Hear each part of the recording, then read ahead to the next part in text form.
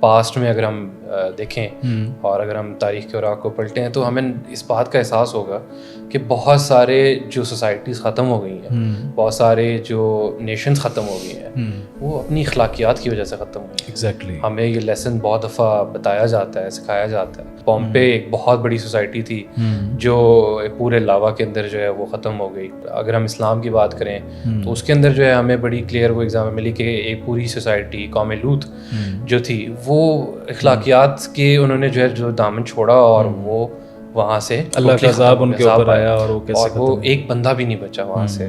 بہت خوبصورت مذہب ہے ہمارا آئی تھنک. تو اس میں اس کو بھی ہم نا ایز اے ڈھال یوز کرتے ہیں.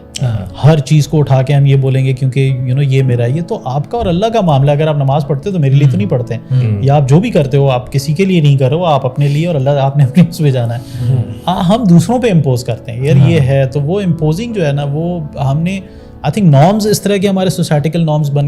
میں اگر اپنی بھی بات کروں یا کوئی بھی ہے تو مجھے یہ پتہ ہے کہ جب رائز آئے گا تو اس وقت اپنے پاؤں زمین پہ آپ نے رکھنے ہیں اور آپ نے سوچ بھی اپنی جو ہے وہ زمین پہ رکھنی ہے, کیونکہ یہ اللہ تعالیٰ کا نظام ہے. عزت جو ہے وہ اللہ تعالیٰ دے رہا ہے. بالکل آپ کی اوقات ہے یا نہیں ہے, وہ عزت مقام جو بھی ہے وہ آپ کو اللہ تعالیٰ نے دیا ہے.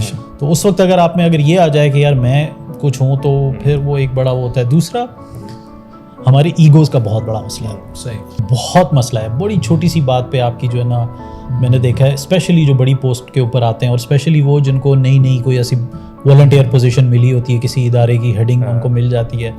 اس کے بعد مطلب ہے کہ یہ جو ایگو ہے نا یہی آپ کے ایتھکس کو خراب کرتی ہے. بہت یہ کافی بڑا مسئلہ. چھوٹی سی بات پہ ٹریگر ہوں گے, ناراض ہو جائیں گے ایسا اور ایسی بات پہ ناراض ہوں گے آپ یقین نہیں کرو گے.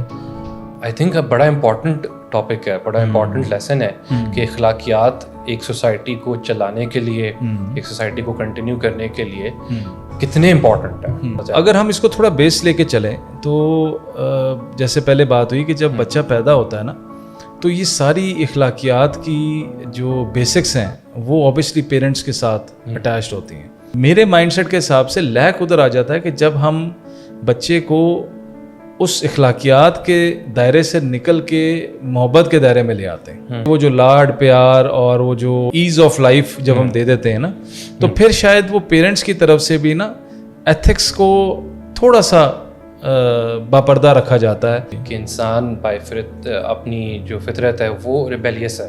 اس وجہ سے آپ جب کئی دفعہ اپنے بچوں کو ایک سرٹن چیز سے روکتے ہیں تو وہ اتنا ہی اس کی طرف زیادہ مائل ہوتا ہے. اسی لیے کچھ پیرنٹس جو ہیں یا آپ جیسے ینگ پیرنٹس کی بات کر رہے تھے تو انہوں نے پیار محبت کا طریقہ اپنانے کی کوشش کی ہے. آپ کو دونوں ایکسٹریمز پہ نہیں جانا. رائٹ. آپ کو بالکل جو ہے وہ پیار محبت اتنی بھی نہیں دینی کہ اگلا بچہ مس یوز کرے. بالکل ٹھیک. آپ نے اتنا زیادہ اسٹرکٹ بھی نہیں ہونا کہ وہ بچے کے مائنڈ پہ پرماننٹ اثر کرے. ہم ایکسپیکٹ کرتے ہیں کہ بچہ آٹومیٹکلی آپ اس کو کچھ بولیں اور وہ مان جائے. بچے کبھی بھی آپ کے ورڈز فالو کر کے کوئی چیز نہیں مانتے. آپ بائی ایکٹ وہ آپ کو دیکھتے ہیں, وہ اپنے ارد گرد اپنے باقی بچوں کو دیکھتے ہیں, ان کے پیرنٹس کو دیکھتے ہیں اور اس سے سیکھتے ہیں. ہمارے یہاں پہ سوسائٹی کے اندر ابھی بزنس ایتھکس کا بہت بڑا ایک فقدان ہے. جی بالکل ایسے ہی میں ہم وہی جو باتیں ہم نے ڈسکس کی کہ آپ کمٹمنٹ کس طرح کرتے ہو لوگوں کے ساتھ, آپ ڈلیوری کیسے کرتے ہو. تو یہ بہت ایسی پرابلمز ہیں جو چونکہ سوسائٹی کو ایک ساتھ ہی افیکٹ کر رہی ہیں.